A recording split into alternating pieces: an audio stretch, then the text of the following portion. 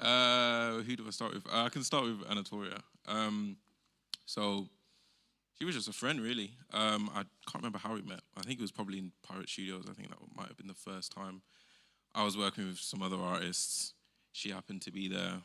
She knew some of them, and then yeah, we've just been friends ever since. It's been years before The Voice, before her first single, really, on Spotify, and just connections and networking. I think that's one of the main ways to really meeting people and starting like a journey in music. Because as I said, I work with a lot of my friends, and now a lot of them are doing a lot of crazy stuff in the industry. And yeah, that's one of the ways. With her, I guess we work really well together. We understand how we both work, and now we pretty much just create music on a fairly exclusive basis together. Like, she doesn't really go to anyone else. She's just calling my phone, Camz, I got this song, I got this song, I got this song. And it's like, okay. And then through working with her, it's opened some doors with other people and just crossing paths with a lot of people. CalledOut. That might have been through Blessing, actually.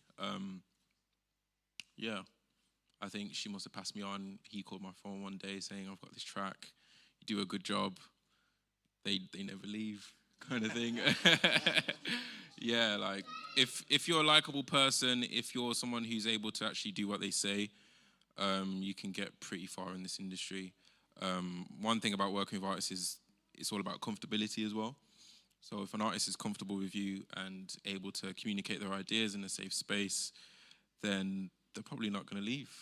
And they'll probably come to you consistently, which has been the case for the past few years with some of the artists I've been working with. That's so cool, man. And the other thing I wanted to ask you about is house worship.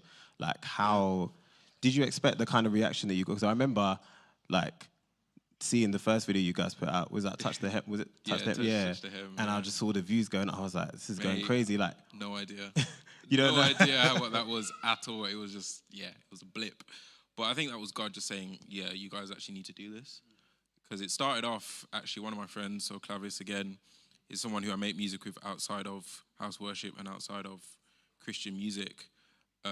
We also worked together. He came to me. He was the first person I ever produced for, actually.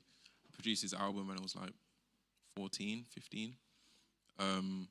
And he came to me with this dream that he got from God of just young people creating new music that can transcend and be different and be maverick and kind of stand out. And he brought this idea to me.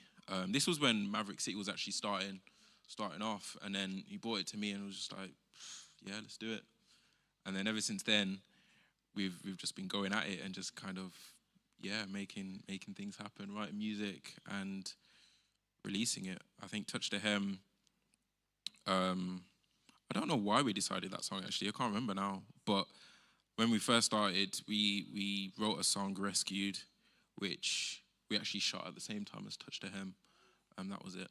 And we filmed it and we released it, and then it kind of took off. And that was our sign, we think, from God, just saying, actually take this seriously and put everything you've got into it. And ever since, we've just been following fairly blindly and just letting God lead the way, which is working. Yeah. That's awesome. That's awesome.